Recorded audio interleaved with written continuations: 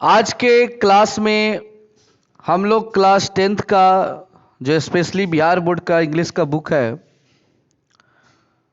उसका लेसन 2 हम लोग शुरू करने वाले हैं।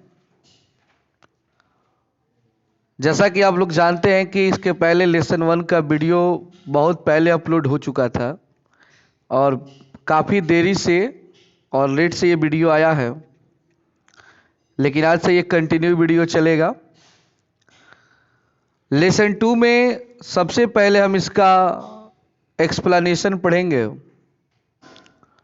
एक्सप्लेनेशन मतलब होता है लाइन बाय लाइन रीडिंग लगा के जो उसका अर्थ बताया जाता है, वो एक्सप्लेनेशन यानी हिंदी में वर्णन कहते हैं। क्या कहते हैं?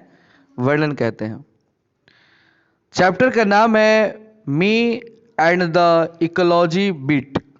मी and the ecology bit.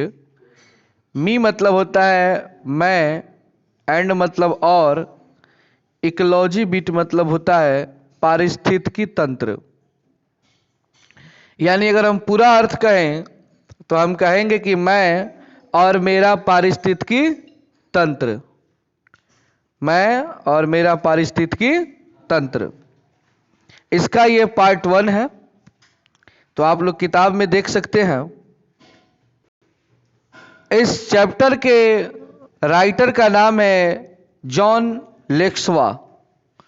Joan लेक्सवा। जैसा कि आप लोग पहला चैप्टर जब पढ़े होंगे तो उस चैप्टर के भी एक राइटर हैं आरसी हचिंसन।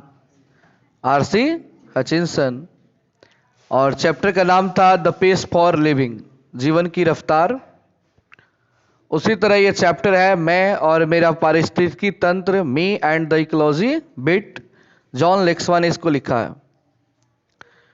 तो सबसे पहले आपका जो हेडिंग दिया गया है जॉन लेक्सवा के बारे में, तो कुछ बातें कही गई हैं उनको हम पढ़ लेते हैं और उसके बाद इस प्रोज सेक्शन का, इस कहानी का हम लोग थीम जानेंगे। थीम मतलब होता है कहानी का सारांश, मतलब कहानी में क्या है, आप क्या पढ़ने वाले हैं, किस टॉपिक पे बात होने वाला है इस चैप्टर में। तो चलिए सबसे पहले हम थोड़ा सा जॉन लेक्सवा के बारे में जान लें, उसके बाद से कहानी का थीम समझाते हैं। Joan Lexau present lesson me and the ecology bit brings out how the issue of preserving environment and saving ecology is everybody concern and difficult to solve। यहां पे कहा जा रहा है कि जॉन लेक्सवा प्रेजेंट मतलब होता है प्रस्तुत करते हैं, दिखाते हैं। कौन से लेसन में? मी एंड द इकोलॉजी बिट में दिखाते हैं। Brings out how the issue of preserving environment, कि आज जो हम लोग है इन्वायरमेंट को, इन्वायरमेंट मतलब होता है पर्यावरण, इस पर्यावरण को प्रिजर्विंग जो नष्ट करते जा रहे हैं, पर्यावरण के साथ जो हम छेड़खानी कर रहे हैं, उस पर इन्होंने एक इशू रखा है, एक मुद्दा रखा है। And saving ecology is everybody concern, और बताते हैं कि इकोलॉजी पारिस्थितिकी तंत्र का सेविंग करना, उसको सुरक्षित रखना एवरीबॉडी प्रत्येक व्यक्ति का concern and difficult to solve, ध्यान होना चाहिए। और ये डिफिकल्ट कंसर्न में है, मतलब कठिन कार्य है, छोटा काम नहीं है कि हम अपने पर्यावरण को सुरक्षित रखें, उसके साथ कोई छेड़खानी न करें, लेकिन हर व्यक्ति को कॉन्सर्न रहना पड़ेगा। कॉन्सर्न मतलब होता है कि उस पर ध्यान देना होगा, जिम्मेदारी लेनी होगी कि हम सभी मिलकर पर्यावरण को क्या रखेंगे? सुरक्षित रखेंगे, हम पर्यावरण को बचाकर रखेंगे। किसी एक व्यक्ति के सोचने से, एक व्यक्ति करने से कुछ होने वाला नहीं है। इसलिए हम सभी को एक कसम खाना होगा कि हम पर्यावरण के साथ कोई भी छेड़खानी नहीं करेंगे। पर्यावरण के साथ छेड़खानी करने का अर्थ क्या समझते हैं आप लोग? मतलब प्रकृति के द्वारा बनाई हुई हर एक वस्तु का दुरुपयोग ना करें, उसका सदुपयोग करें। जैसे कि पानी है, अगर पानी में हम कचरा करते हैं, कचरा फेंकते हैं तो जल प्रदूषित होता है। हवा है तो उसमें हम ज़्यादा मात्रा में धुआं छोड़ते हैं, अर्थात बेवजह हम गाड़ी घुमाते हैं जिसमें पेट्रोल जलता है, धुआं निकलता है, उस वायुमंडल में फैलता है, वायुमंडल को दूषित कर देता है। पेड़ पौधों को हम लोग काट देते हैं बेवजह। यही होता है प्रकृति के साथ छेड़खानी, और इसका नुकसान हमें ही है आगे चल के, और अभी भी इसका नुकसान किसको है जी? हम लोगों का ही है। Preaching about ecology is it. पारिस्थितिकी तंत्र के बारे में बात करना बहुत ही इजी है, आसान है। कितना आसान लग रहा है ये सब सुनने में, बट लेकिन it is difficult to abide by the rules of ecology preservation. लेकिन पारिस्थितिकी तंत्र के नियमों के रूल का पालन करना, नियमों का पालन करना हमारे लिए बहुत डिफिकल्ट है, बहुत ही कठिन है। आपसे कहा जा रहा है कि आप पेड़ को बेवजह न तोड़ें। आप कहते हैं ठीक है नहीं तोड़ेंगे, और सुबह होते ही आप फूल तोड़ते हैं। रास्ते से अब जाते हैं पढ़ करके, रास्ते में अगर कोई फूल दिखा तो आप उसे तोड़ देते हैं। फूल तोड़ने के चक्कर में डालियों को तोड़ देते हैं। सुबह में मुंह धोने के लिए कई पेड़ों को तोड़ देते हैं। ऐसा होता है कि नहीं होता है? और आप उस समय प्रकृति का नाश कर रहे हैं। पानी है, अगर 1 बाल्टी पानी से आपका काम चल जाएगा, वहां पे आप 5 बाल्टी 6 बाल्टी लगाते हैं, वहां भी आप प्रकृति के साथ खिलवाड़ कर रहे हैं।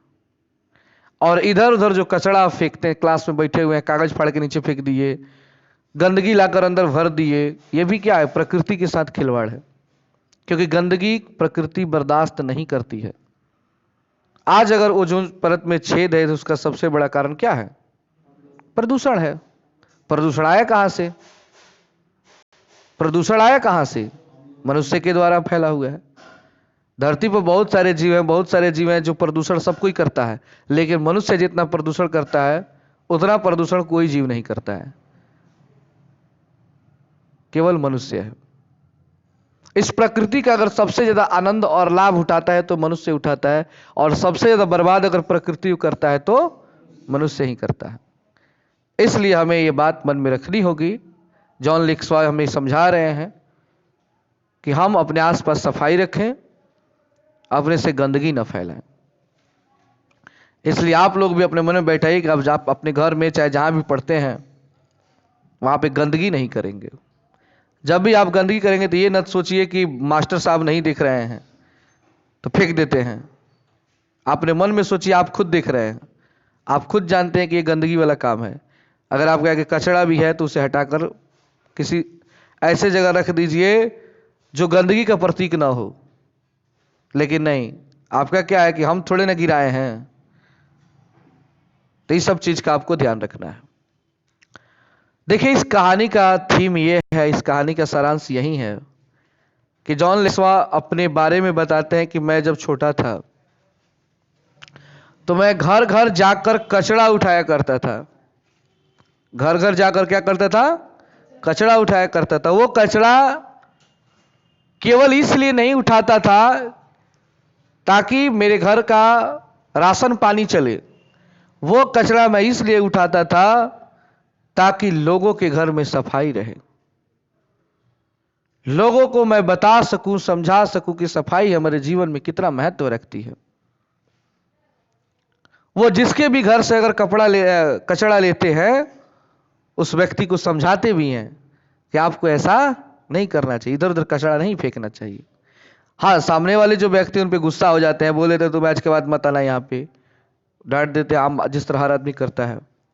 लेकिन फिर भी वो उस चीज को छोड़ते नहीं और बार बार यही प्रयास करते हैं कि गंदगी ना फैलाई जाए और पर्यावरण को क्या रखा जाए?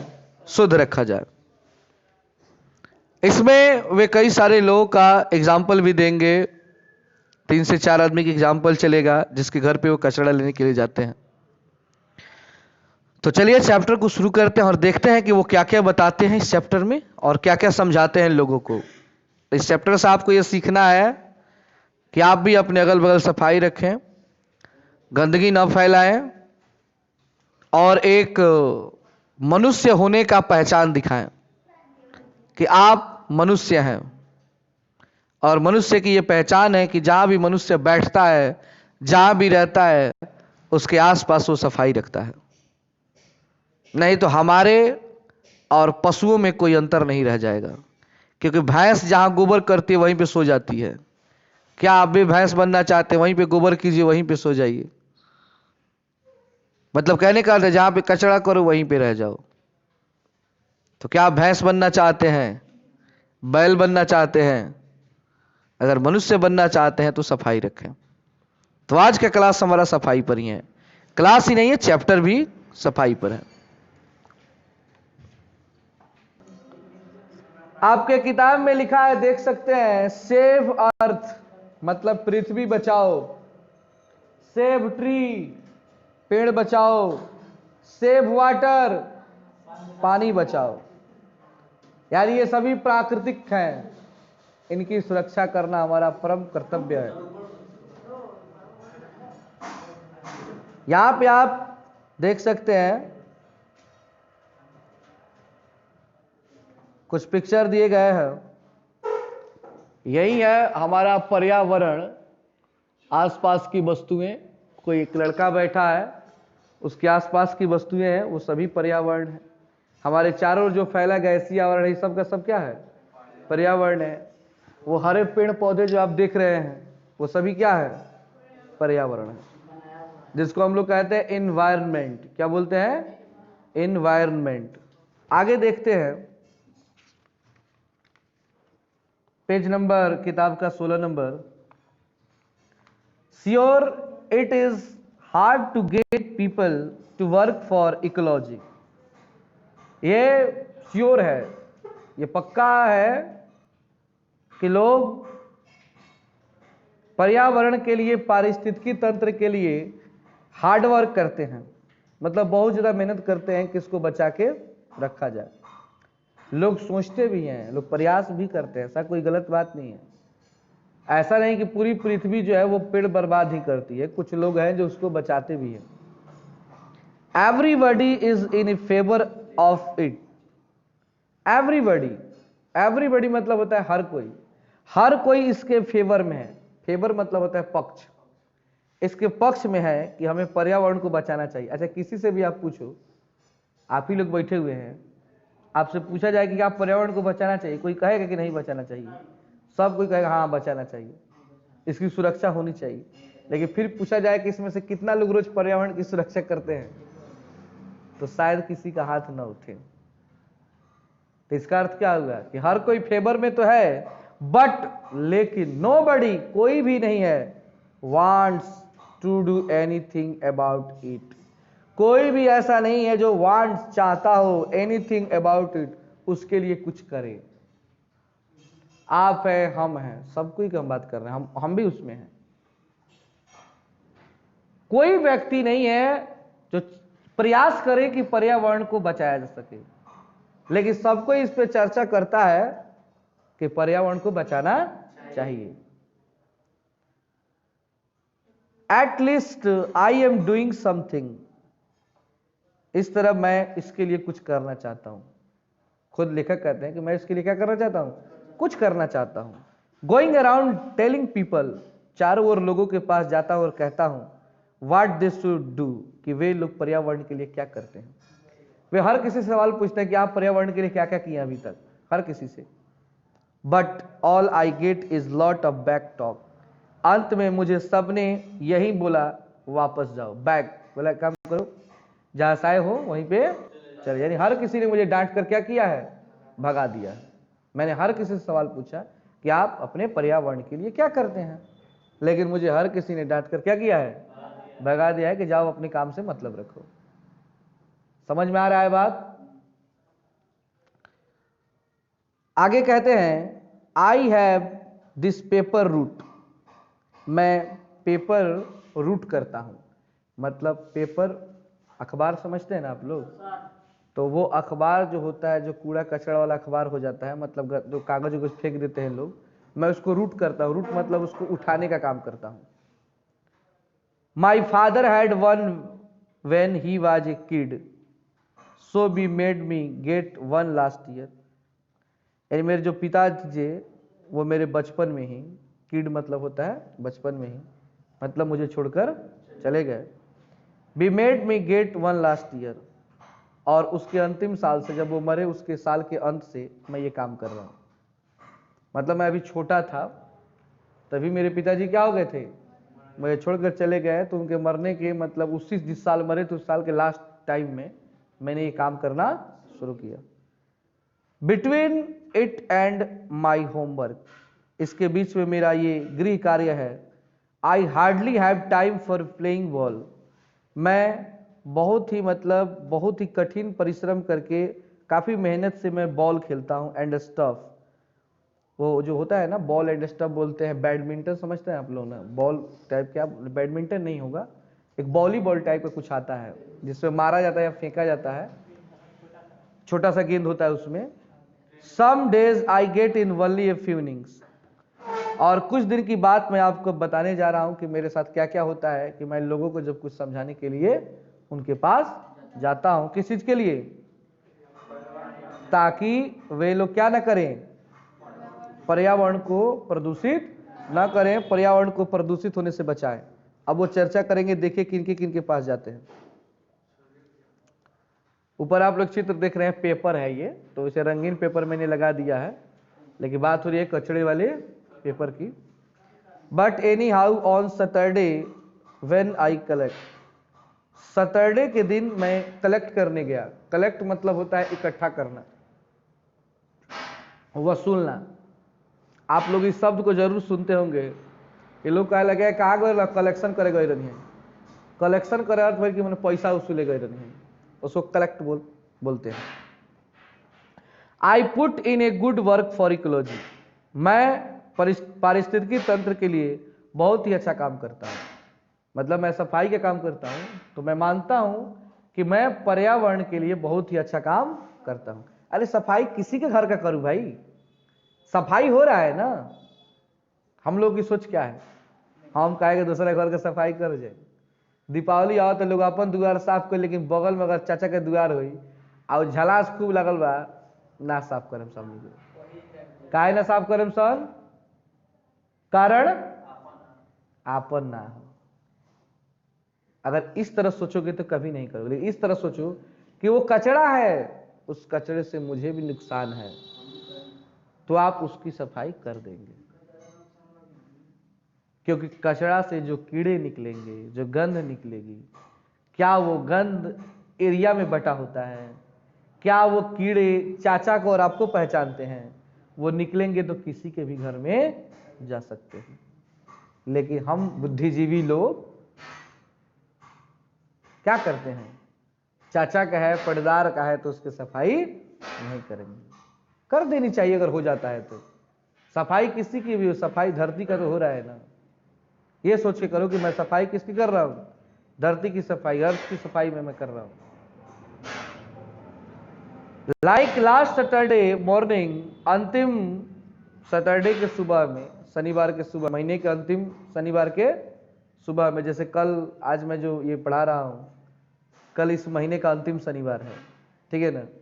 उसी तरह ये भी दिन है, it was a good collecting day, उस दिन बहुत ही अच्छा कलेक्टिंग डे था, मतलब ज़्यादा से ज़्यादा मुझे कचरा मिला था।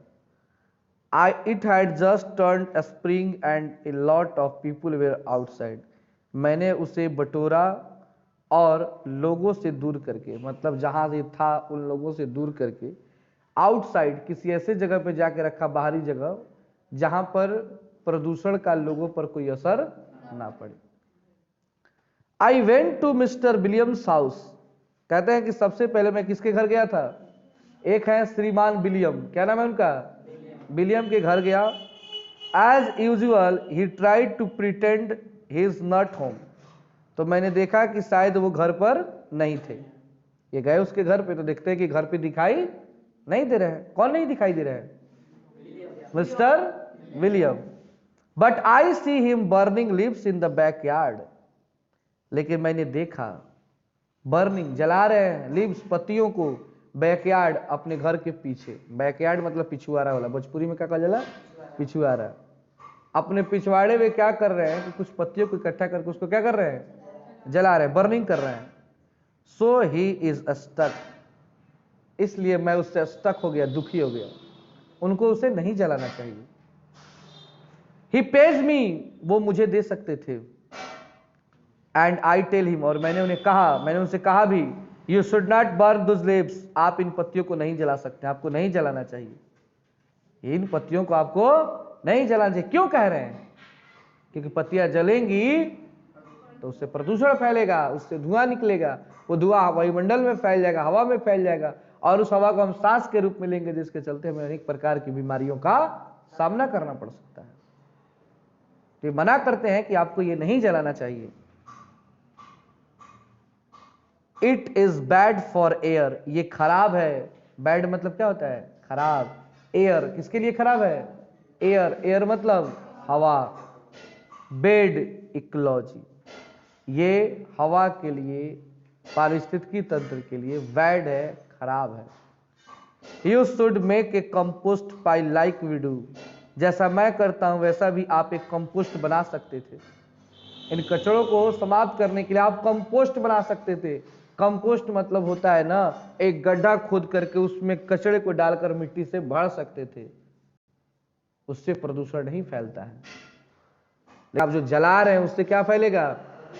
देखिए, अगर कचड़ा है ना, तो उसको क्या कीजिए, गड्ढा खोदिए, उसमें कचड़ा डालिए, गड्ढा भर जाए, मिट्टी डलवा दीजिए ऊपर से। आपका मिट्टी भी ज्यादा नहीं लगा, जमीन भी भर गया, और आपने प्रदूषण भी नहीं किया। जलाना नहीं चाहिए, लेकिन ज्यादातर लोग क्या करते हैं? जला ही देते हैं। पुट इन द लीव्स, इन पत्तियों को रखिए, गार्बेज, इस गार्बेज में। गार्बेज समझते हैं? वो कूड़ादान देखें आप लोग, कहीं कहीं फिल्म में चाहे कहीं रास्ते में देखेंगे, रखा रहता है बड़का बड़का डाबा। गोपालगंज गए में देखिए जगह जगह रखा रहता है। तो कहते हैं गार्बेज में डालिए इन पत्तियों को। And stuff good for the children garden, क्योंकि अगर ऐसा करेंगे तभी इस बगीचे के लिए सही होगा, नहीं बगीचे के लिए भी सही नहीं है। यहाँ पे नीचे आप देख सकते हैं पत्तियों को क्या किया जा रहा है? जलाया जा रहा है। और बैकयार्ड मतलब पिछवाड़ा, जैसे पीछे का एक बगीचा है और उसी में वो पत्तियों को मिस्टर विलियम क्या कर रहे हैं? जला रहे हैं। और वहीं पर पहुंचते हैं जॉन लिक्सवा और कहते हैं कि पत्तियों को आपको जलाना नहीं चाहिए, इसे मुझे दे दीजिए, इससे प्रदूषण नहीं फैलेगा। फिर आगे है, he does not agree और हैंग, वो मुझसे सहमत नहीं थे, वो मेरे बात से सहमत नहीं थे। his head in same, यानी कि उनका जो सर था वो बिल्कुल मुझे देख रहा था, लेकिन वो मेरे बात से सहमत नहीं थे। he says, उन्होंने कहा, that compost pile is your job at home. Jim, it is not it. यहाँ पे जॉन लिक्सवा अपना नाम जिम रखे हुए हैं। क्या रखे हुए हैं? कहते हैं कि जिम, ये मेरा काम नहीं है कि मैं कंपोस्ट पाइल को, इन कचड़ों को एक कंपोस्ट बना करके उसमें डालूं, ये जॉब, ये काम तुम्हारा है, ये काम मेरा नहीं है। The compost pile is your job, your job, तुम्हारा जॉब है ये। एट होम, इस घर पे तुम आते हो कचरा साफ करने के लिए, तुम्हारा काम तुम करो। It is not it, is it not it, ये मेरा काम नहीं है। यस आई से प्राउडली, हाँ मैंने पूरे गर्व के साथ के कहा, मतलब इनको बेइज्जती नहीं लगा, कहा कि हाँ ये बात से मैं गर्व के साथ कहता हूं कि ये मेरा काम है। Which would shock the idea, इस विचार से वो शौक हो गए। शौक मतलब टेंशन में आ गए, इसको तो मतलब थोड़ा सा ही बेइज्जती महसूस नहीं हुआ। जैसे कोनो आदमी तरह के समझाओ तो के ये देखा ही काम ना करे के तरह से क्यों कह दे तो रहता है, अपन काम देखना उतार काम हटे, हमारा काम ना, चल कचरा साफ कर, इनके साथ में तो पटका पटकी कर ली। तो कहने का अर्थ है, वो कहता है गर्व है मुझे इस बात पर कि मैं कचरा साफ करता हूं, इससे मुझे दुख नहीं है। I hate working with compost which I do, यानी जो ये काम करते हैं, जो कंपोस्ट बनाते हैं, मैं उससे हेट नहीं करता, मैं उससे नफरत नहीं करता, मुझे ये खराब नहीं लगता है। Mister William says, mister William ने कहा, well don't you take a little more trouble with it, तुम छोटे लोगों की यही एक ट्रबल है, यही एक समस्या है। वो धनी मनी है, कह रहे तुम छोटे लोगों की यही एक समस्या है। Put enough dirt on top of each layer, कि तुम जीवन भर गंदा इकट्ठा करोगे और उसका लेयर बनाओगे, उसका परत बाई परत बनाओगे। Then we would not have this noise pollution, और प्रदूषण को, नॉइज पॉल्यूशन मतलब होता है शोरगुल वाला प्रदूषण। शोरगुल वाला प्रदूषण तुम बनाओगे हल्ला गुल्ला करके, यानी तुम गरीब लोग आपस में दिन लड़ते झगड़ते हो, चिल्लाते हो और नॉइज पॉल्यूशन फैलाते हो और मुझे आके समझा रहे हो, लेक्चर दे रहे हो। यहाँ पे एक पिक्चर दिया गया है गार्बेज का, आप देख सकते हैं, कचरा वाला डिब्बा दिख रहा है, और आप एक नदी देख सकते हैं जहाँ पे कचरा लोग ले जाकर फेंक दे रहे हैं, जो नहीं करना चाहिए। ऐसा आप जगह कई जगह देखे होंगे, ये कचरे फेंक दिए जाते हैं, उससे जल प्रदूषण और कई प्रकार के कीड़े जन्म लेते हैं। आज अगर कोरोना ने जन्म लिया है तो वो भी किसी न किसी ऐसे ही गंदे स्थान से निकला होगा और आज पूरी दुनिया को तबाह कर दिया है, क्योंकि कीटाणु अच्छे जगह से नहीं निकलते हैं। अब आई से मैंने कहा यू मीन नॉइज पॉल्यूशन, यानी आपका कहना है कि हम लोग शोरगुल वाला प्रदूषण फैलाते हैं, ध्वनि प्रदूषण फैलाते हैं? नो नहीं, he says I mean your compost smells of the whole street. तो वो कहते नहीं, मेरे कहने का अर्थ है ना कि तुम्हारा जो कंपोस्ट है, ये कचरा है ना, पूरे स्ट्रीट में, स्ट्रीट मतलब होता है गली में, गली में ना स्मेल फैला देता है। स्मेल मतलब होता है बदबू, तुम लोग बदबू हो। विलियम कहते हैं कि तुम क्या हो? बदबू हो। तुम जाते हो जिस रास्ते से, पूरे गली में तुम गंदगी मचा देते हो, बदबू देते हो तुम। My feelings are hurt, hurt मतलब होता है दुखी होना। मुझे बहुत दुख लगा दादा, मुझे इस बात पर क्या लगा? बहुत दुख लगा। But that does not stop me, लेकिन मैं रुका नहीं। दुख तो लगा लेकिन रुका नहीं। फ्रॉम ट्राइंग अगेन, और फिर से प्रयास करने लगा। I go to the collect from Miss Greeny, मैं कचरा इकट्ठा करने के लिए मिस ग्रीनी के घर गया। अब 2 नंबर पे किसके घर जाते हैं? मिस ग्रीन नहीं, ग्रीनी है।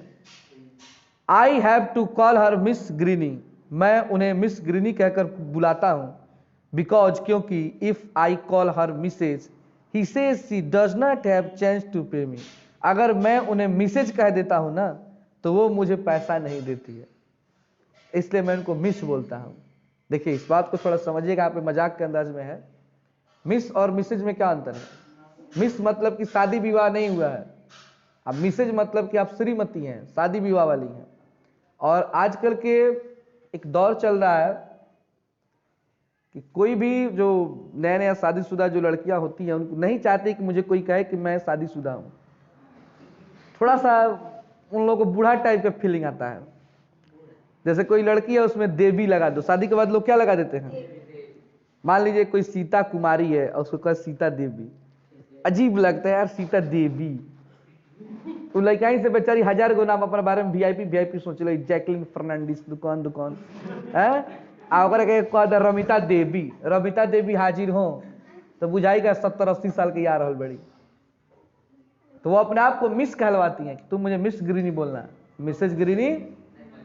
जब आदमी बूढ़ा हो जाता है ना, अगर कोई बूढ़ा कह दे तो बुरा लगता है।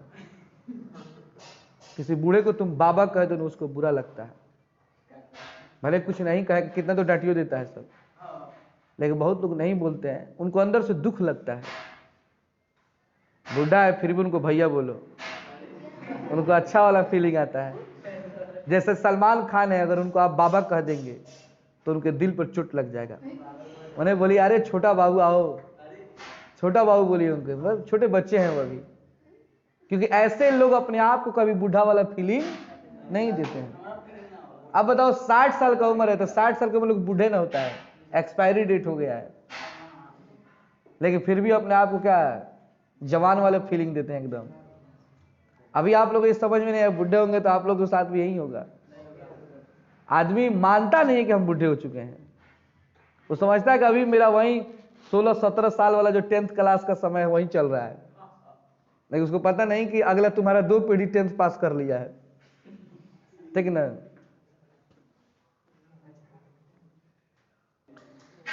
She is putting her garbage out for the weekly pickup on Monday. वे प्रत्येक मंडे को, यानी कि सोमवार को, सप्ताह में सोमवार को गार्बेज में अपना टोटल मतलब जो भी कचरा रखती है मैं उसको लेकर चला जाता हूं। She goes away on weekends, so on Saturday and Sunday. और सप्ताह के अंतिम, वीकेंड मतलब होता है सप्ताह के अंतिम दिन, सप्ताह का अंतिम दिन किसको मनाया जाता है जी? शनिवार और रविवार। कोई भी सप्ताह का अंतिम दिन रविवार को मनाता है कि चलो ऐसा काम हुआ है, अब थोड़ा आराम किया जाए। और एक मेरा एक लगा ही रहता है, we have to look at the big plastic garbage bags on her lawn. मैं उनके लॉन में, लॉन मतलब होता है बरामदा, समझते हैं आप लोग? पिक्चर आप लोग देख सकते हैं, लॉन जो बना हुआ है एक टाइप से, मतलब बरामदा के आगे जो नहीं होता है, पार्क टाइप का बना दिया जाता है, द्वार।